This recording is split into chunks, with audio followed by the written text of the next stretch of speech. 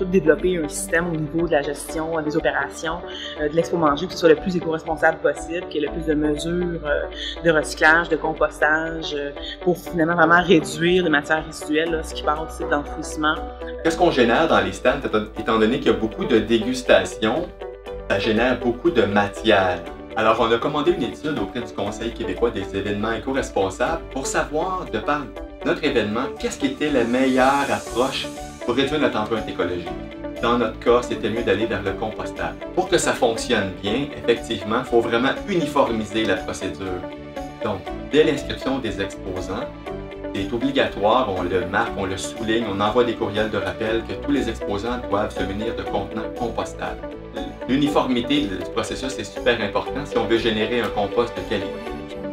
Mais on met l'emphase encore plus, même lors de l'installation, à visiter chaque exposant pour voir si ceux-ci s'y confirment, pour être sûr que toute la matière qu'on va générer à partir des stands va être exempte de souillure. Fait que durant l'événement, nous, ce qu'on fait, c'est que bon, il y a des poubelles sur le site qui sont ramassées au fil de la journée parce que ça se remplit vite, parce qu'il y a énormément de gens, et ils sont tous triés sur place. Fait que dans le fond, on ouvre tous les sacs, parce que des fois, il y a de la matière qui arrive de l'extérieur, comme des bouteilles d'eau, des copes de café, des choses comme ça. Donc, on ouvre tous les sacs et on enlève ce qui va aux poubelles et ce qui va au recyclage. Ce qui est intéressant, c'est que cette gestion-là permet vraiment de réduire ce qui s'en va au site d'enfouissement.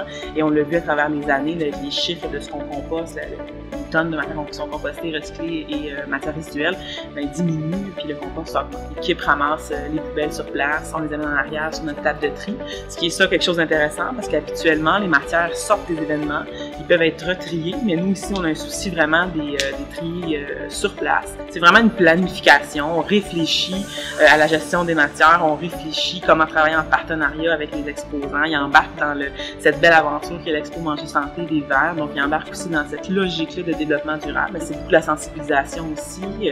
Dans l'espace restaurateur, là, il y a des bénévoles sur la fin de semaine aussi qui expliquent aux gens que ce qu'ils ont, c'est compostable, donc de ne pas le jeter, mais de le mettre à la bonne place.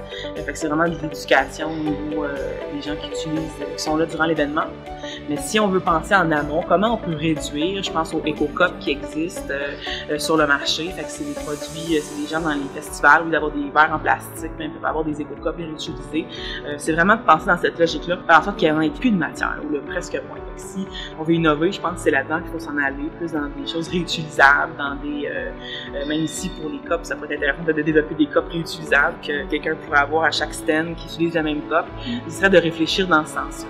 Oui, l'expo, dans le fond, est vraiment ouverte à continuer à s'améliorer, puis à prendre des mesures innovantes, puis être un pionnier aussi dans son domaine et influencer les autres organismes, les autres événements au Québec, là, à prendre des gestes aussi pour l'environnement. Donc oui, je suis sûre qu'on va continuer à innover puis être un précurseur là, dans ce domaine.